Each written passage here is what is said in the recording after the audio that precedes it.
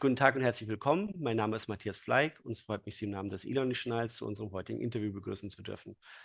Das Interview ist Teil unserer Reihe für den Campus. Das ist unser Format, was wir am Ende des Jahres machen werden und das im Fokus vor allem das Thema Learning Ecosystems haben wird. Jennings wird dort als Keynote-Speaker bei unserer Masterclass am 3. November zu dem Thema Lernkultur mit dabei sein und wird heute zu seinem Thema, er ist ja einer der Mitbegründer des 70-20-10-Modells, uns einige Fragen beantworten und wie das Ganze dann wiederum zu dem Thema Lernkultur und zu dem Thema Learning Ecosystems passt. Das Interview wird auf Englisch sein, das heißt, wir werden jetzt dann einmal gleich in das Englische wechseln.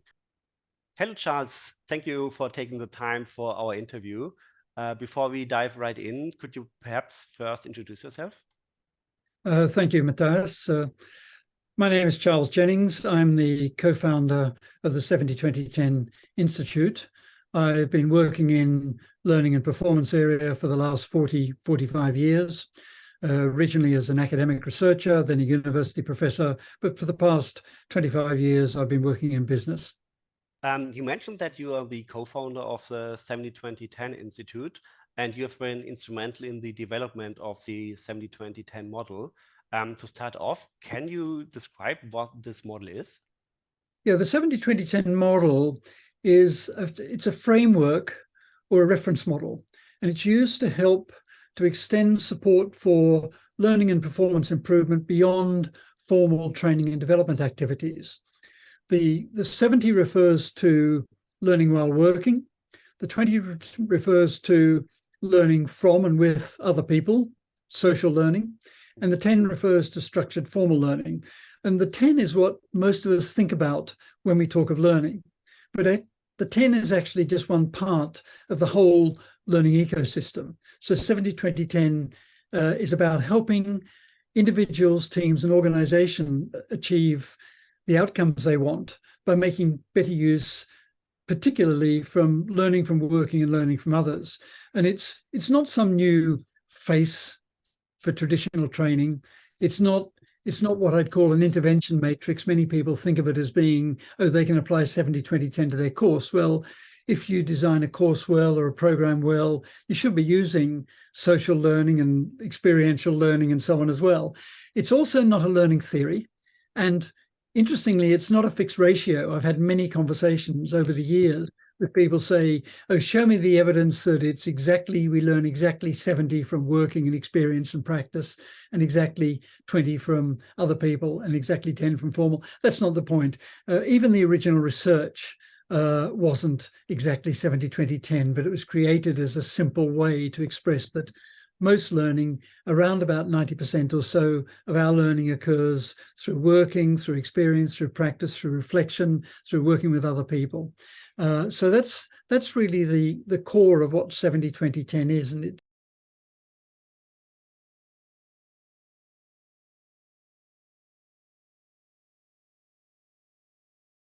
To add to that, what are the main advantages of the 70-20-10 framework compared to more traditional approaches to L&D, skill development, and so on? 70-20-10 provides a way to go beyond traditional approaches because it integrates formal social and workplace learning. It allows us to focus outside of and beyond formal structured programs. That's one of the key differences from traditional competence development in companies. The second thing is 70-20-10 allows us easily to focus both on individual development and on organizational improvement. And for me, that's a key advantage of using this approach, because we don't simply focus on developing people, we're focusing on developing teams and developing our organizations as a whole. So it helps us sort of open up and take what I call a holistic view.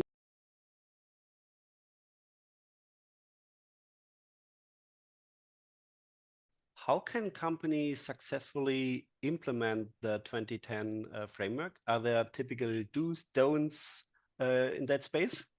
Well, there are lots of do's and lots of don'ts with 70-20-10. If I can start with the do's, I always recommend that professionals, learning and talent professionals, embed 70-20-10 into their learning and development processes. So when they're designing solutions, they they think not just about what we can do, what course can we develop, or what e-learning piece can we develop, but they think about how they can design a solution which is going to have impact. And in terms of using the 70-20-10 methodology, the principle is you always start with the 70.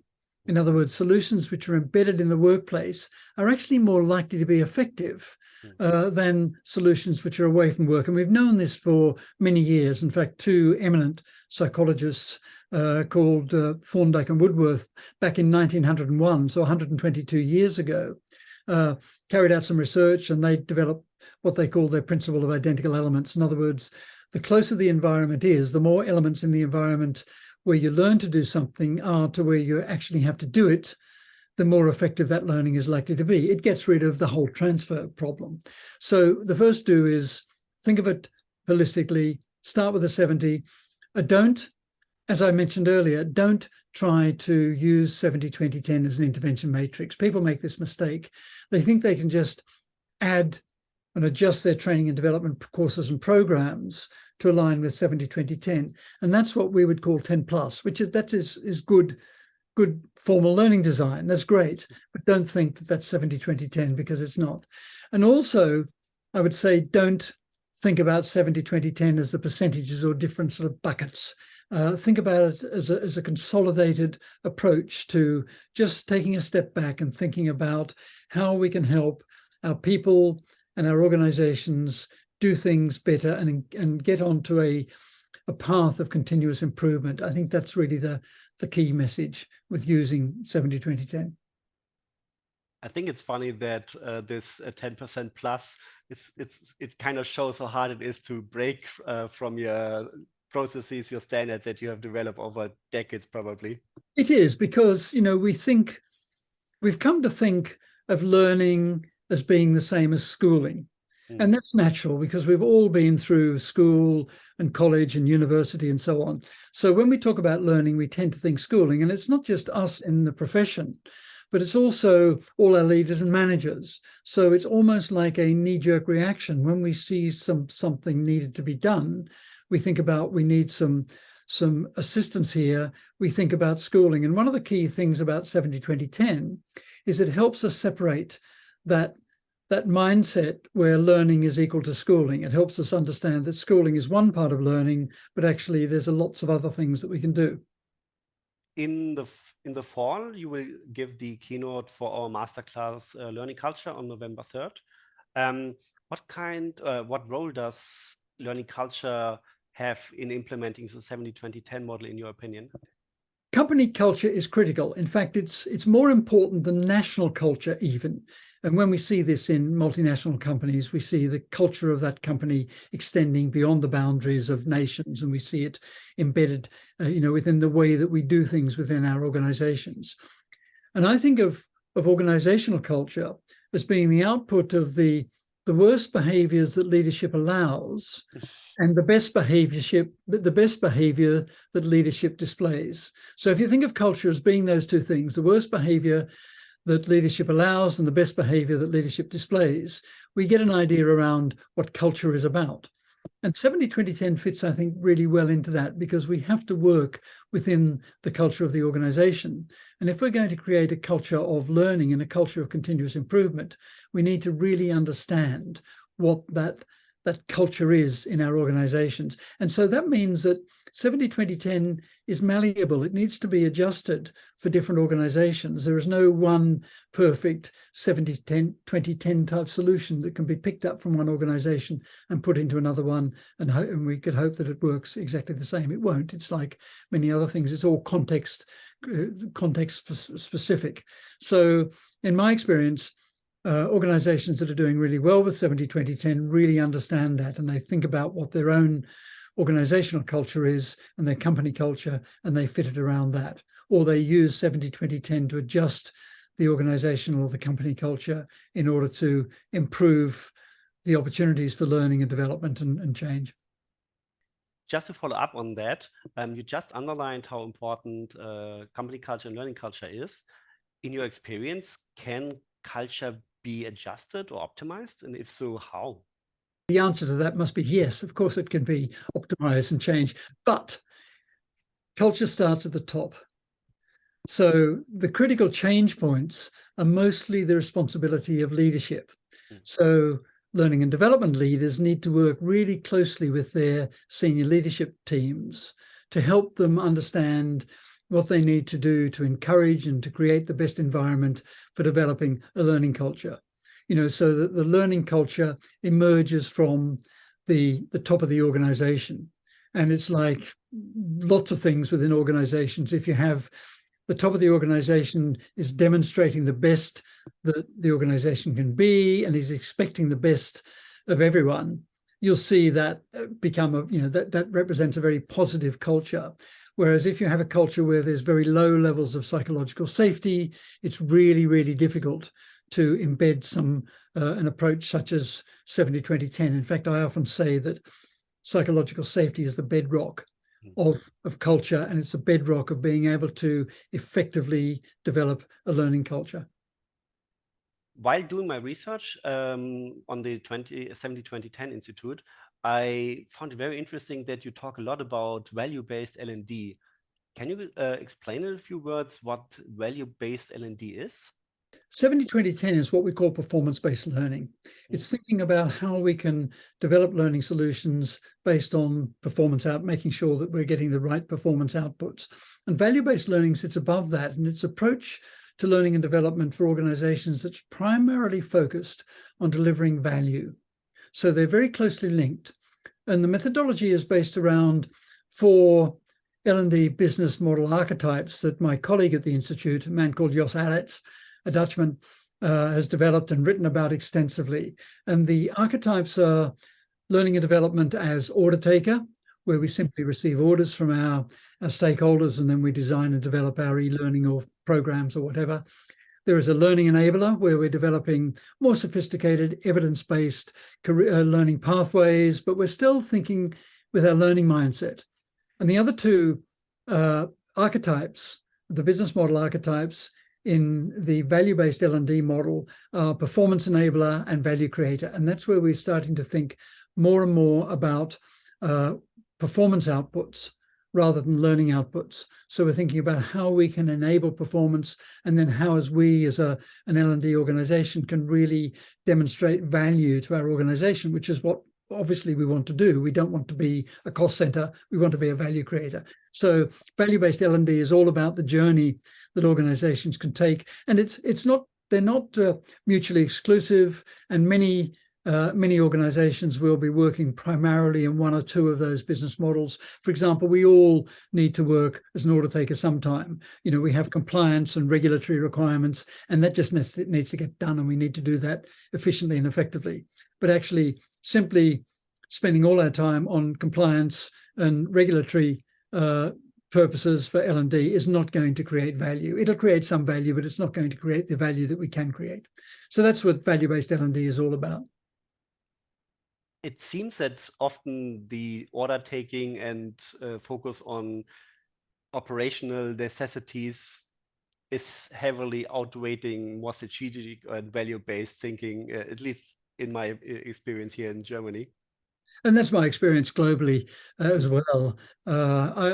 Most L&D professionals and L&D teams are almost pushed into that order taking because they haven't educated their senior leadership. As I've mentioned, they haven't educated them about the difference between learning and schooling, and actually getting them to think about how L&D can add value to their organization, to their teams.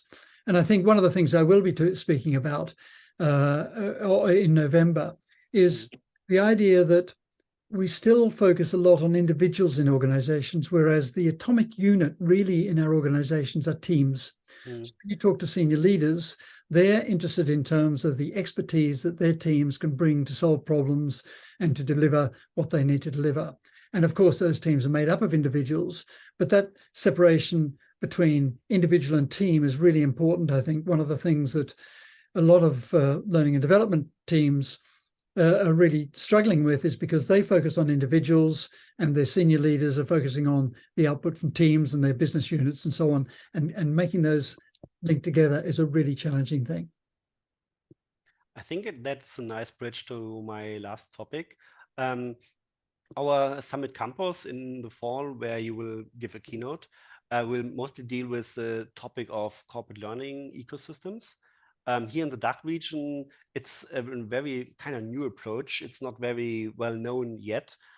So to start off, in your experience, how can we define corporate learning culture in your opinion? And are there any central characteristics that are typical for a corporate learning ecosystem?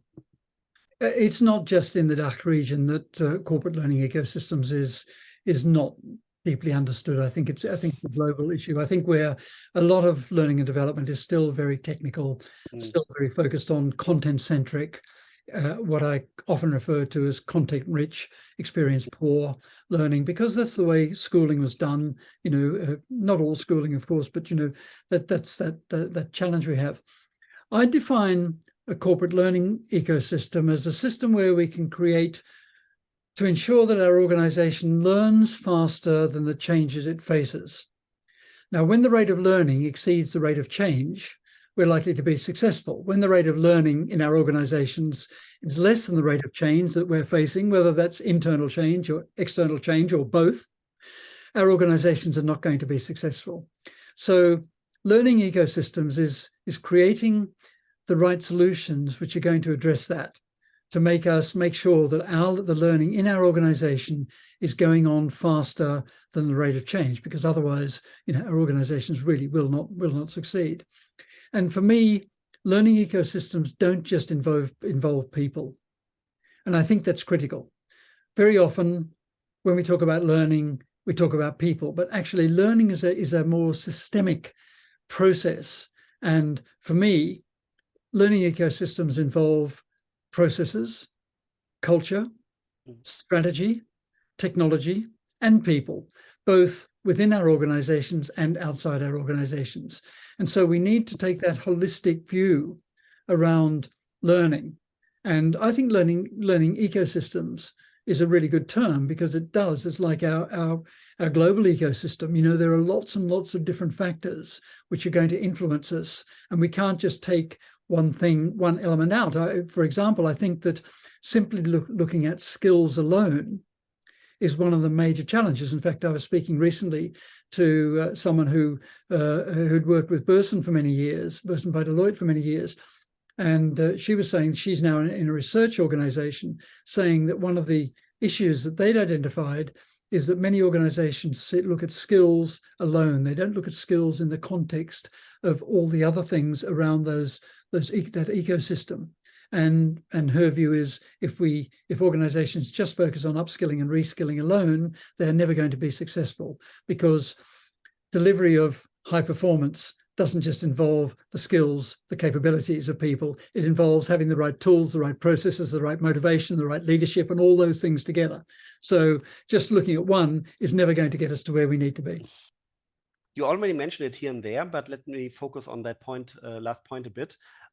What are the clear benefits of a corporate learning ecosystem for a company? Why should a company kind of think in these terms? If we don't address learning as part of a wider system in a systemic way, then we'll never create value for our organizations. And this is one of the challenges that learning and development leaders have been struggling with for many, many years, in terms of how do we create value? How do we demonstrate value? And the answer is we have to address learning as part of the system. We have to look at it in that way. So thinking of our organization as an ecosystem is a really good way to go about these things. So if we do that, we can understand that learning is not just about upskilling and reskilling. Learning is about, our job is about how do we embed those new practices, those new capabilities, that new expertise into the environment of our organizations, and make sure they all fit together and we're heading in the same direction. And I think this separation between learning and performance is something that we really need to address, because for many organizations and many learning leaders, they see their job primarily as improving learning. Well, of course, that's part of the process, part of the jigsaw. But actually, I always said when I was a chief learning officer, I was chief learning officer at Reuters, the big information company, for nearly a decade. I always said that even though my title was chief learning officer, I was far more interested and focused on performance than I was on learning. In other words, I was interested in the outputs of learning, or the outputs of learning and other factors, rather than learning itself. And I think for me, that is really why we should look at this whole topic of corporate learning ecosystems in a wider way, with a wider view, because that, if we do that, we're much more likely to be successful. And to wrap it up, why should our listeners absolutely not miss your keynote on November 3rd? Why will my keynote on November the 3rd should not be missed? I think the work I've done over the last 40 years or more, I hope to bring from that some new thinking, new approaches, new practices, which will be helpful to people. I often think back to the words of a man called Aldous Huxley. Now, Aldous Huxley was a British author who wrote a wonderful book called Brave New World. He wrote it in 1931, so that's 92 years ago. And Brave New World was all about the dangers of giving governments control over powerful technology. But Huxley once said something which has stuck with me for many years. Huxley said, "I see the best, but it's the worst I pursue." In other words, I know what I should be doing to achieve the best outcomes, but I still carry on doing things which I've always done before. And so what I hope my keynote will help people to do the best they can, not to just see the best and go on and pursue the worst, but actually to do the best they can to help their organizations create a culture and live a culture of learning and continuous improvement. And for me, that's really the core of what I do. I think it's around encouraging people and helping organizations to rethink the way they approach learning in a way which is really focused on organizational outcomes. And when we focus on achieving good organizational outcomes, and in fact, we will be successful. In fact, there's a German academic called Michael Ricketta who's done a lot of work around engagement and published a meta-study on engagement that showed that high-performing organizations and people, or high-performing people, are more likely to be engaged, but more engaged people are not necessarily likely to be higher performers. And I'll talk about this in my talk on the November the 3rd, because I think a lot of focus, again, it's about I see the best, but it's the worst I pursue. A lot of people focus on improving engagement. And of course, that's good because that increases retention and that makes people happier and healthier. But actually, if we're looking to deliver high performance, we need to start at the other end and make sure that we're doing the right things to improve performance, and then higher engagement will follow. So I'll be discussing issues and research around these sorts of things, which I hope will really help people on November the 3rd to take a new view about the way that they carry out their processes and the way that they help their organizations do better. Thank you again, Charles, for taking your time for our interview.